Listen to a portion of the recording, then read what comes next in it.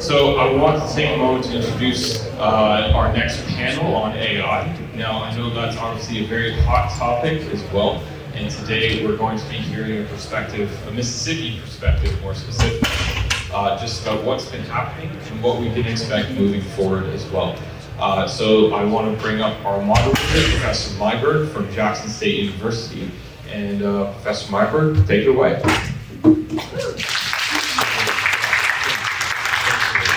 Thank you so much, David. Thank you to everyone for coming out and visiting with us. And we're going to have a really, really fun session. A warning, it is going to be hands-on, so have your mobile phones ready. We're going to get you using some AI as part of the panel. As one of the co-founders of the Mississippi AI Collaborative, it's really been my pleasure to get to know the people that I'm going to introduce to you today a little bit better over the past year and learn more about the amazing work that they're doing. Is there a way that we could go to the next slide? In terms of the format of this panel, we're going to have our three speakers. They're going to give you kind of 5-minute quick points about what they're excited about in terms of AI in business, and then we're going to move into our hands-on section.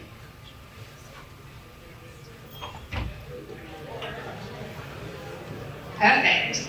I have their more formal bios and introductions up on the screen here, but I'd like to also tell you a little bit about our three speakers that you might not know. And so we're going to be joined on stage by Bob Busick, Dr. Nashley Cephas, and Dr. Elisa Mosley.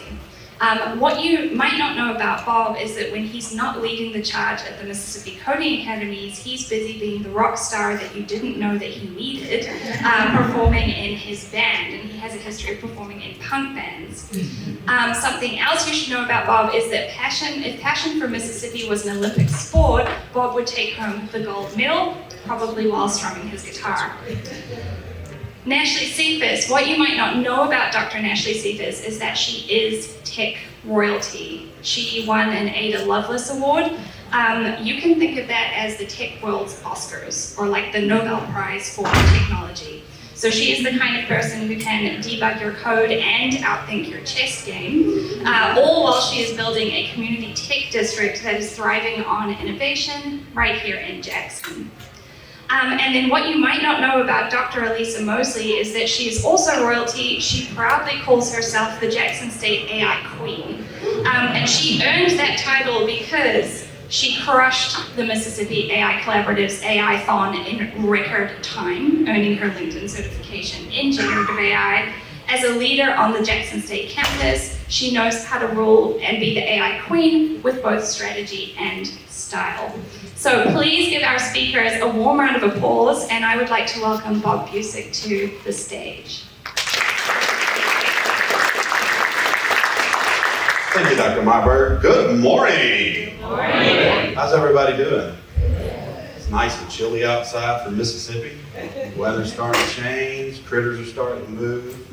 My name is Bob Busick. I'm the Executive Director of the Mississippi Coding Academies, and I'm very excited to be here today to speak to you about something everybody's interested in, and I'm followed by some amazing people.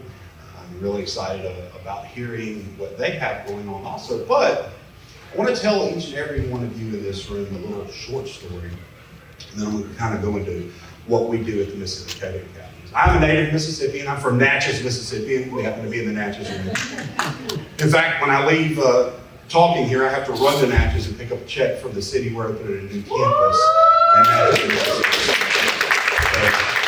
we'll get to that in just a second. So, native Mississippian, born and raised in Natchez, Mississippi, and I felt like Mississippi was not for me. How many people in this room feel that way? Woo!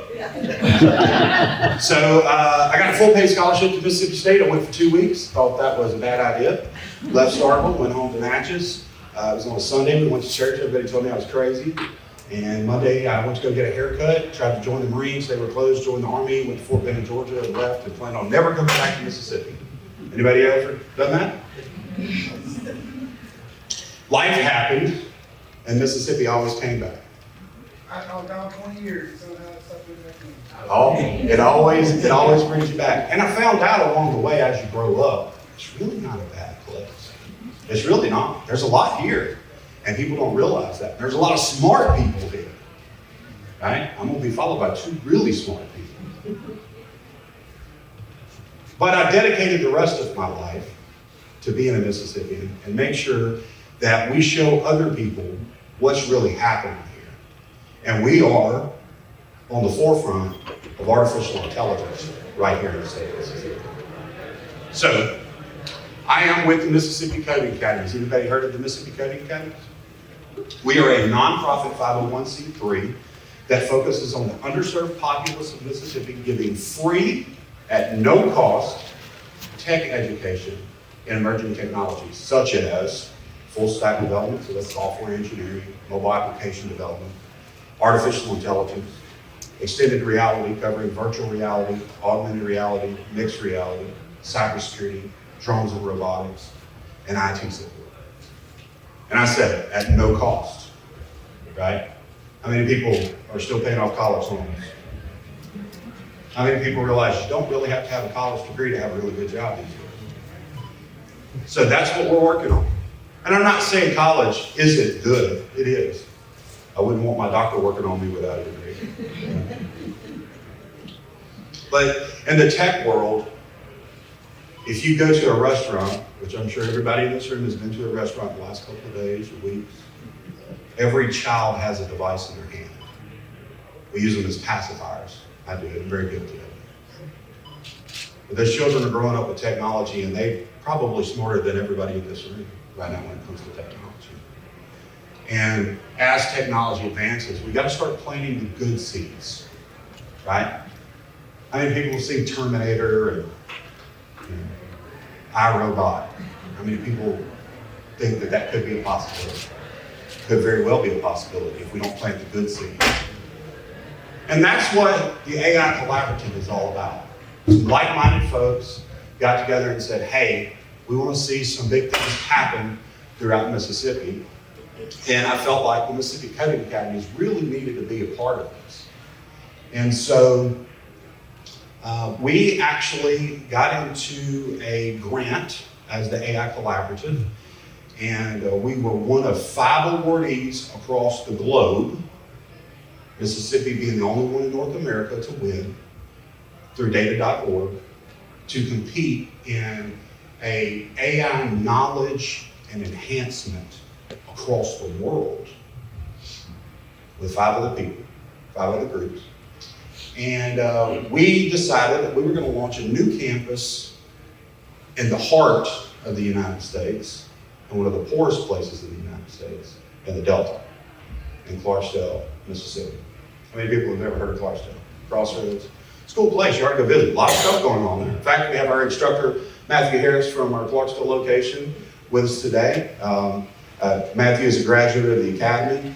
He graduated under Miss Jessica Hayes. She's sitting right next to him. She's our senior instructor at our Golden Triangle campus. I went to Matthew and said, hey, I'm starting a new campus in Clarksdale. He goes, oh, that's great. I was like, I need an instructor. He's like, yeah, that person's going to be really busy. And I'm like, man, I want it to be you. So he joined the fold, and we started in January of this year, and this is his first graduating cohort. 6 months, and we graduated 15 people in Clarksdale in June. And so, amazing group. Really excited about their journey. We had this really great couple, and they're not necessarily a couple, but that's what explained it. A grandmother and a granddaughter. The grandmother came and she's like, oh, I'm 64, I don't know that I really want to do this. She graduated at the top of the class. She was our commencement speaker. And it's funny, her name is Angela Strong. She's a very strong lady. But I think she said it best when she said, I now know what AI is and what it is not. And as a 64-year-old, I've seen a lot of things in my lifetime and I'm not afraid. Right? So that's what I want you guys to take away from today is do not be afraid about the technology. Let's plant the good seeds, and let's make sure that we're enriching our younger populace, who's going to be taking care of us, right? Because we're all getting older. Anybody in here getting any younger? Because if you are, I didn't know the secrets. But let's share the knowledge, and let's get it all over Mississippi. Because things are changing in the world. We live in a global marketplace. How many people go to sleep with your phone by your head and wake up with your phone by your head, right? Oh yeah, these little mini computers have totally taken over our lives, correct? And we live in a global marketplace where you can literally make money 24 hours a day, 7 days a week, working in your pajamas at home. We ever think that was a possibility? How many people were scared in COVID when everybody went home? I didn't get to go home, I was working the whole time, but I've had people tell me, oh, it's the end of civilization. I'm like, no, you're gonna start learning as an IT guy what we've known for a long time. As long as you've got a good internet connection, you can work from anywhere, right? So our future goals are to extend the tech education into rural areas. And we are working outside the borders of Mississippi. It does say Mississippi Coding Academies, but we're all over the place. Fostering innovation and entrepreneurship, that's a big, big push, right? How many people in here are entrepreneurs? Awesome, awesome. Glad to have you.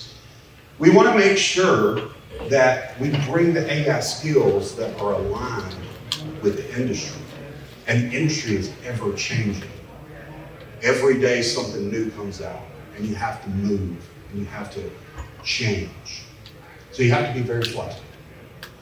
Building a sustainable pipeline of tech talent right here in Mississippi, right? Making sure that other places know if you're looking for the smartest and the best folks that know the most about AI, come to Mississippi. And then, I want to leave you with one thing. Everyone in here today can be an ambassador for Mississippi and for artificial intelligence and the Mississippi Coding Academies.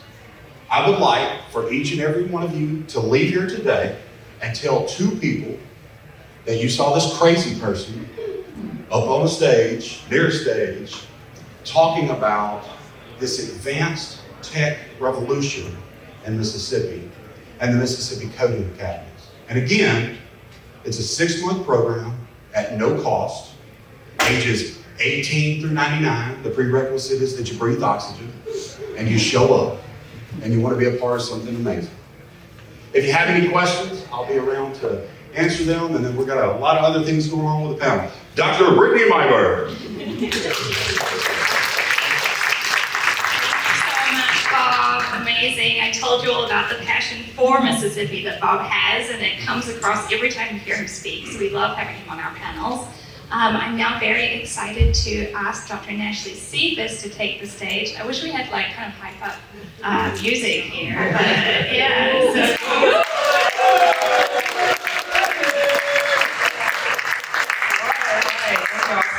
I'm gonna go ahead and set my time, make sure I stay within my 5 minutes, y'all. Thank you so much for coming out today. I am Dr. Ashley Cephas. I am founder of the Bean Path. Anybody heard of the Bean Path? Oh, yeah. Okay, cool. If you haven't heard of the Bean Path, go to beanpath.org. Definitely check us out. As mentioned, I am a Jackson native, born and raised here. Murrah High School grad. That's all 3 of my classmates right there. Woo. And then we have some other Murrah folks back there. So I love to show people what's possible when you come out of Mississippi. Had a very interesting career. Went to Mississippi State for undergrad in computer engineering. Went to Georgia Tech for my PhD in electrical and computer engineering, and that's when I got into AI. I then began helping a young lady build a prototype. Her name was Jewel Burks. The name of that company was called PartPick. We created that AI company to take pictures of parts, recognize those images of those parts and those images, and then tell you where you can buy those parts and how to measure those parts. And we sold that company for multi-millions of dollars to Amazon. Now what happens when you have a group of young folks who now have a lot of money at their expense? They each go back to their hometowns. We were in Atlanta, and they invest in their communities. And that's the power of AI, technology, and entrepreneurship, and where it can take you. If you learn how that whole startup world works, how Silicon Valley was born, we can do Silicon Valley in the Mississippi River.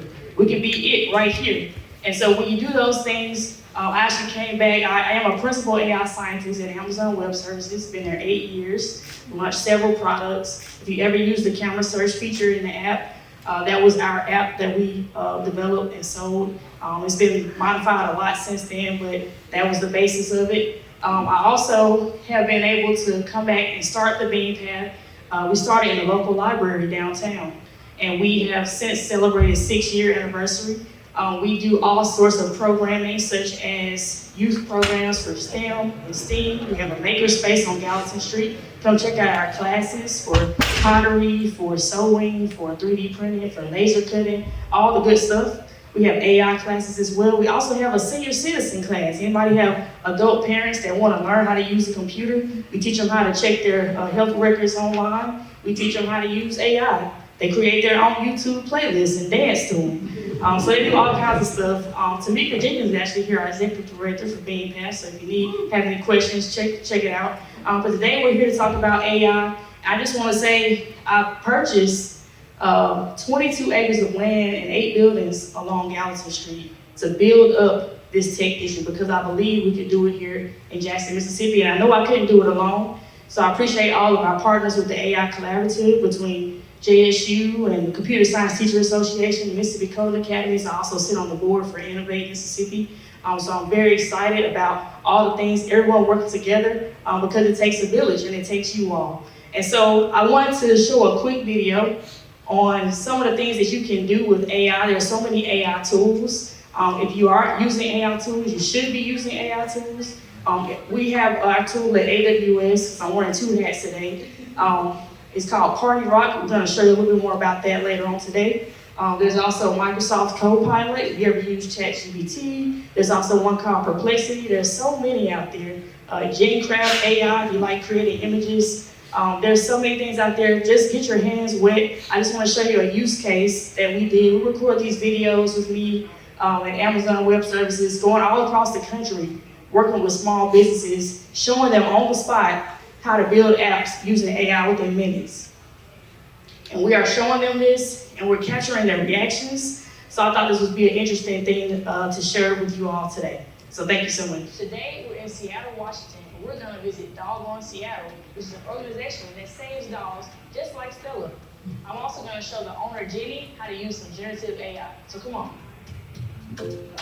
We are a foster-based rescue. Our mission is to save homeless dogs. Every week, we're getting dogs in from high-kill shelters. These dogs are arriving and going to foster care. What's the difference between fostering and adopting? So a foster is a temporary home for a dog while they're in transition. The foster home is the most important aspect of our organization because it allows the dog to prepare for adoption so that they can be successful. How would I become a foster? You would fill out an application online and we review that, and then we connect you with our foster portal where we work on matching you with a dog. You're just a small bit of time in their life, but crucial to them finding happiness and being alive. I'm curious, if you had additional help, what would you need help with?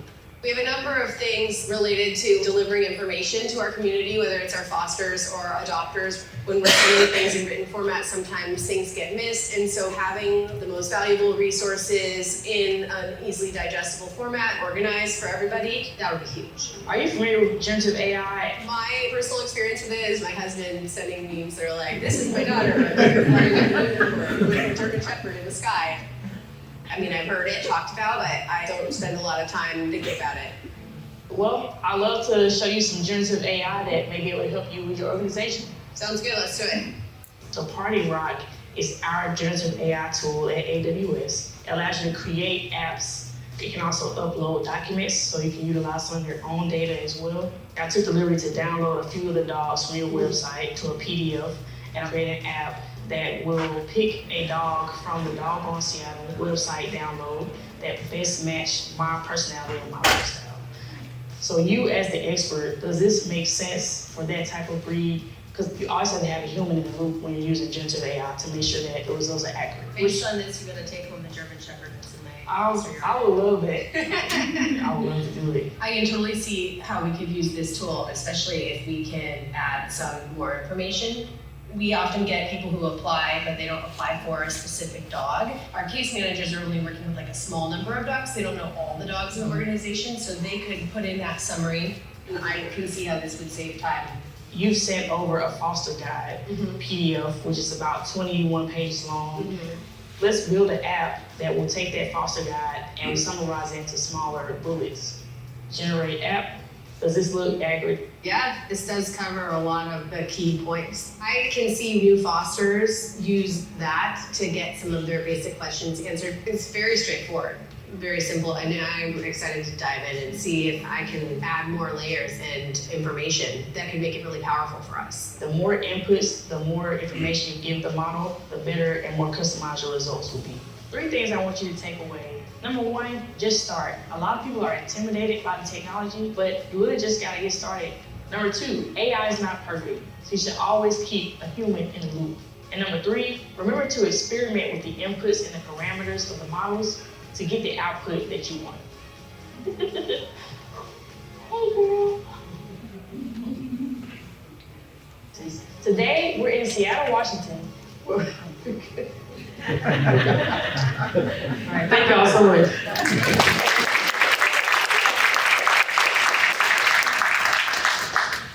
That's so awesome, and I warned everyone we will be trying that. Party Rock is one of the app generators. We will all be trying it in the room today, so get ready for that. Next, as we're getting back to our slides there, I would like to welcome to the stage Dr. Elisa Mosley from Jackson State University. Let's give her a huge round of applause. Set my timer as well, because I'm really interested to see what we're going to do today. And when Ashley comes, it's always great.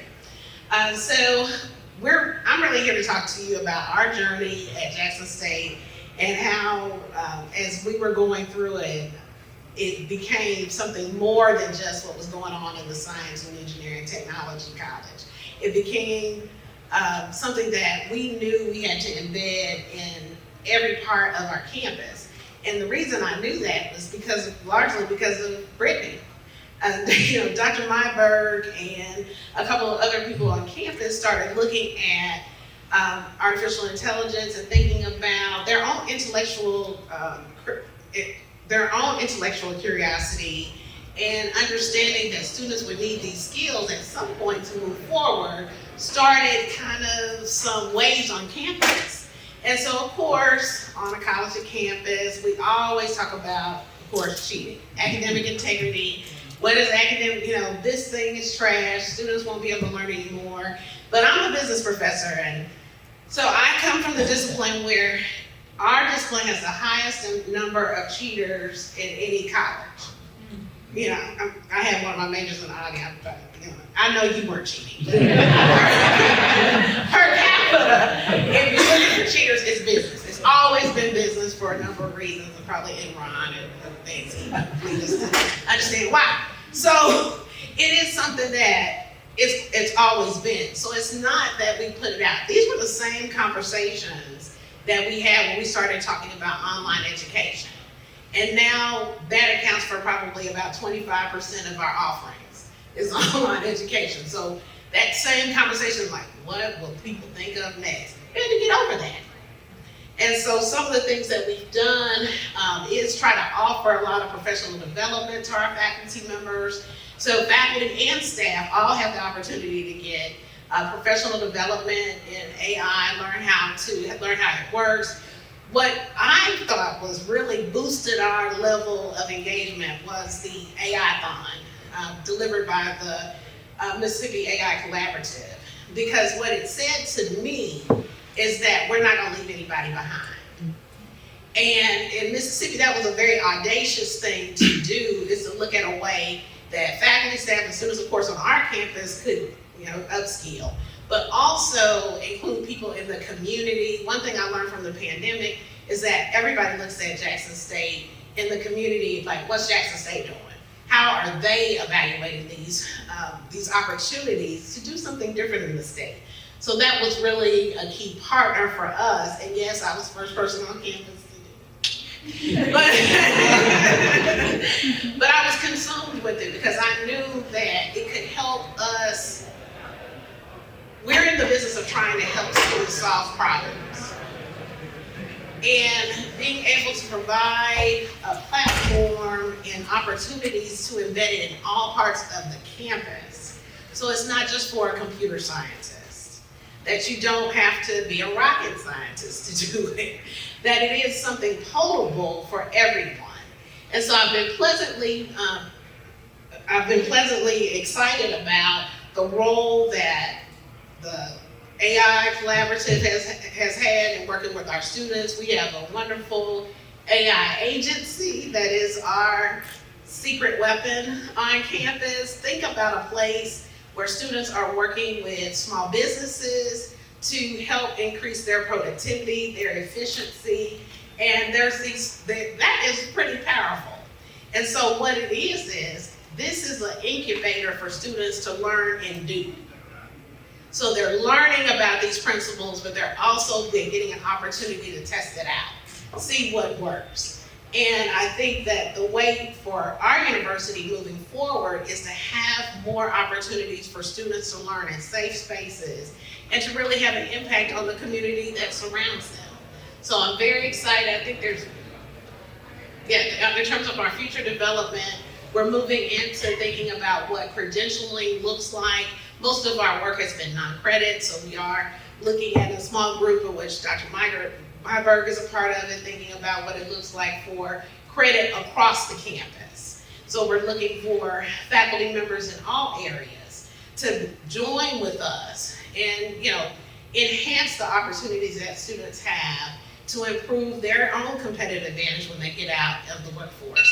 If not, that's my time. And not to be consumed, about the issues that really are in our head, but really aren't true. And so without further ado, I'll give the floor because I think you're gonna really like, we did some semblance of this in the summer, so I think you're really gonna like what's ahead. Thank you.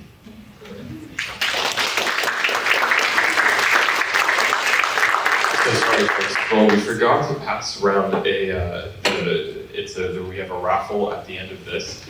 So we're kind of going to do this like church. So just be polite and don't steal the $5. So here, I'll start with you, and then so just make sure you put a business card in there, and then we'll be raffling off a gift card. And if you were in here for the last session, you can put in another one as well. I really don't mind. Anyways, without further ado, Dr. Myberg. Okay, awesome. Thank you. Thank you so much, everyone. Thank you so much, Dr. Mosley. I really appreciate that. And I am really living proof that you don't have to be in computer science to do it. I'm actually in the Department of Art at Jackson State. So again, not what you would expect from being so involved with AI, but I think it's got such amazing applications.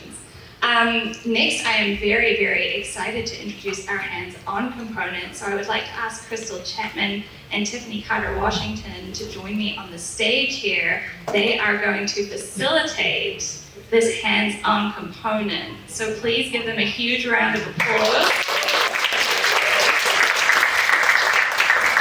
So Tiffany has decades of experience in computer science education, and she is a part of our Mississippi AI Collaborative executive team. We're absolutely thrilled to be working with her. She is very involved with our AI agency and supporting our AI agency students. And all I'll say about Crystal is she kind of knows what she's talking about. She doesn't go to the White House for AI, she sort of knows what she's talking about. So I'm gonna pass it over to you two to lead our hands-on session.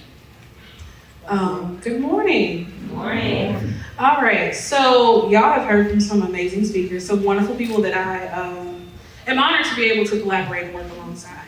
And so what we often do whenever we are in front of any audience is force them to work.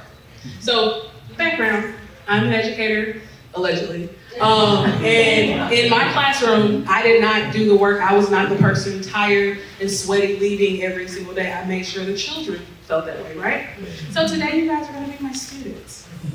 And so Tiffany and I are going to push you to think a little bit about a problem that we have been told over and over again occurs in an entrepreneurial or a small business space. And so it's about communication. So essentially we know we can communicate, we're able to talk, but communicating with your potential clients, your potential buyers is a whole different ballgame, right? You have to phrase things in a certain way to make sure that you are addressing their pain points, that you're bringing them into the tent, as circus folk would say, and making sure that you keep them long enough to where they do what? Buy whatever it is you're selling. And as a person who has allegedly done business-related things, it is hard, right? Right. So we decided to walk you through a couple of tools that can help you take some of that pain out of addressing someone else's pain points. Does that make sense? Does that make sense, y'all? All right. So our problem, go back one. So our problem is with marketing for small business. And we know it's time consuming, resources are limited, especially if you're a solopreneur, because it's just you doing all the things. And so how can you quickly write a social media post that captures our experience at Innovate Mississippi's Accelerate Conference? And of course, in order to prove that you're officially a business, you got to tell people you're out in the streets, right? You're out there doing the things with the business people. So that's what we're going to focus on, and we're going to show you a couple of tools to get started with that.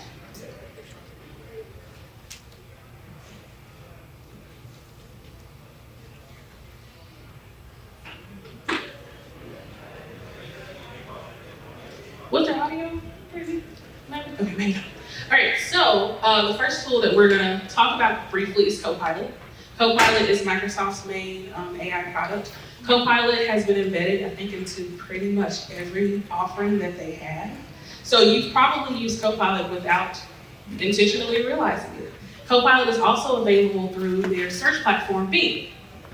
And so essentially, this is similar to how you may approach using a chat, like a Gemini, if you like Google, a chatbot, if you will, asking questions, inserting prompts, requesting information to be brought back to you. So here it's saying, I just got home from the conference. I was able to network with others or other small businesses. And then ultimately it's going to ask, about social media posts that I can create and share to show that I'm out in my community as a business owner. And it gives you a lot of options. So I'll give it a few minutes to kind of let it run a little bit. And now that you can buy laptops and computers that are Copilot enabled, so it has the little button on your keyboard now, and you don't even have to look for it within your Microsoft platform. So I'm in the process of trying to buy a new laptop. So that's one of the good things I'm trying to look for when I get one. And so one thing I want you to make note of, if you're not a chatbot user, you're a little nervous about it. Do you see all the words that are being typed? That is important. Just like Natalie mentioned when she was working with the Doggone Seattle? That's the best name ever. When she was working with the people over there, she was talking about the importance of detail. So when you're working with any sort of AI tool, you need to give as much information as possible. Now, should I say that my name is Crystal Chapman, I live in Jackson, Mississippi, I am 30-something years old, married with children, and this is the problem that I have? Should I say all those things? Yep. Why not?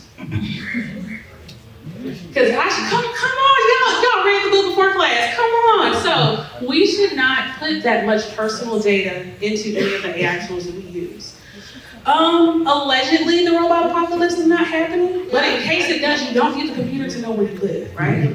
Right, so if I were to want something similar that is focused on that persona I just kind of told you, which was my real information, I might say a 30 to 40-year-old Black woman living in the southern United States, married, is seeking blank.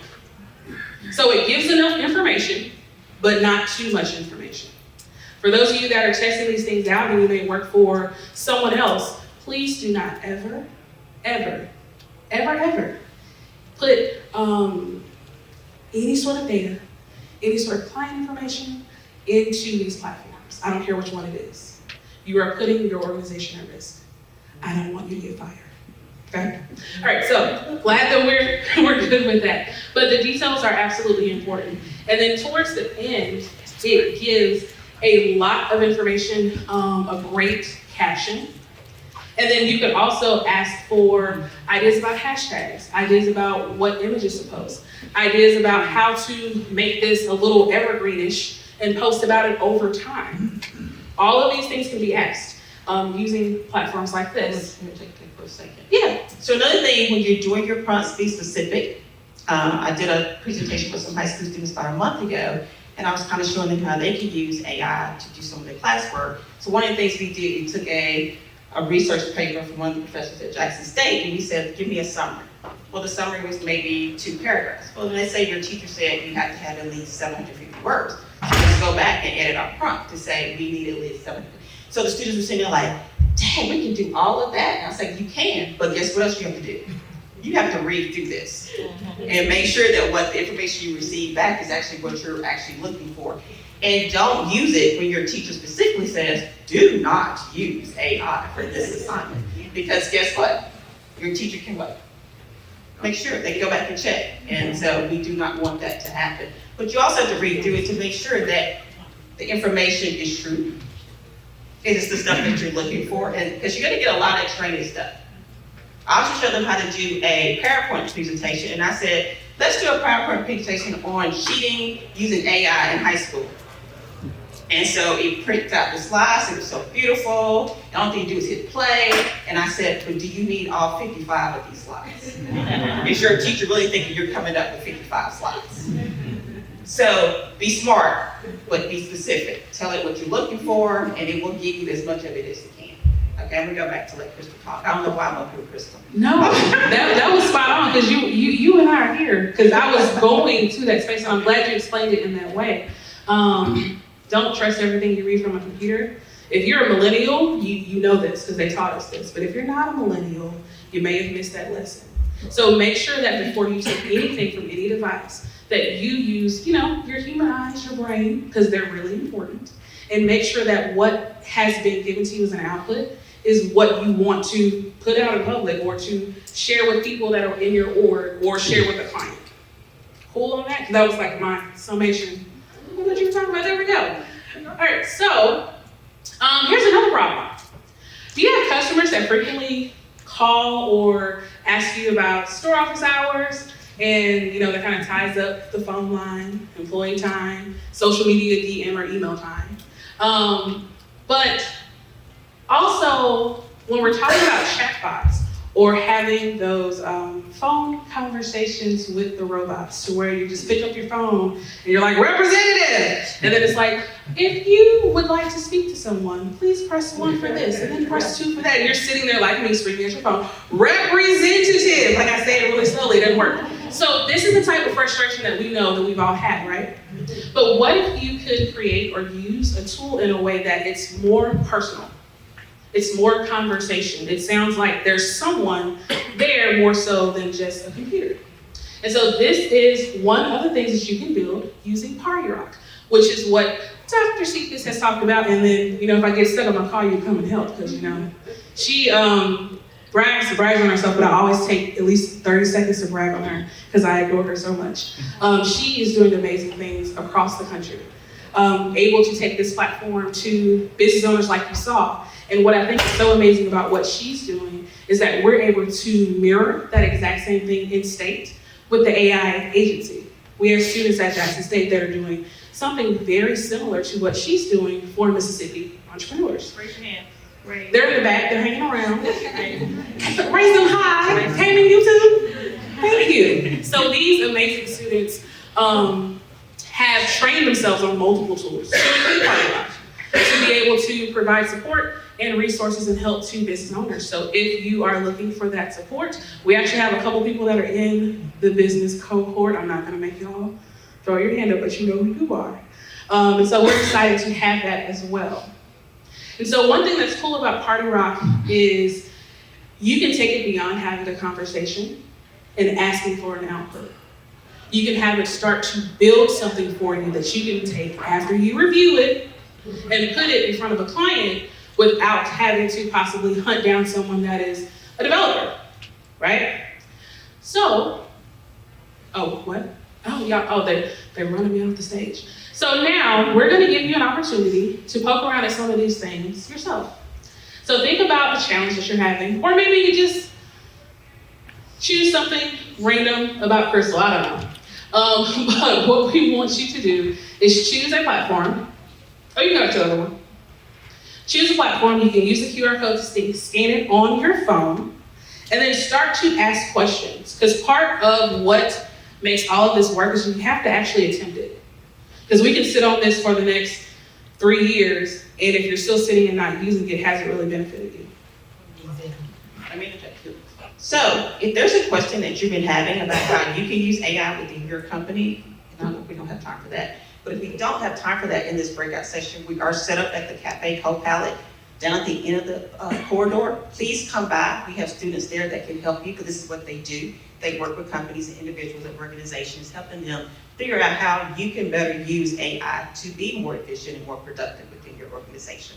So we're going to give you a little bit today, but it might be something that's been rolling around in your head. I've had a couple people came out earlier trying to figure out how they can use AI within their companies, and so they had some specific questions and they sat down with some of the students. So if we don't get to them right now, please take a few minutes when we leave here and stop by and talk to some of these brilliant students from Jackson State. And no question is too small. They have helped business owners even just get a website and a social media presence going. So wherever you are in your business, wherever you need support, they are trained to support you. And they are really, really good at what they do. So if you've chosen Copilot, start to add your input there as to what you need. If you've chosen Party Rock, go ahead and start building your app. And we are around to help if you get kind of stuck. I don't understand that. What that means. You have time. Oh, we have time? Oh, we're rushing. So if we go back to the previous slide, the idea is that you're actually going to work and brainstorm in groups. And so, perfect, thank you. So you're going to get together in groups with the people next to you, and you're going to identify what are some common small business problems that you find challenging. Is it marketing? Is it information with chatbots?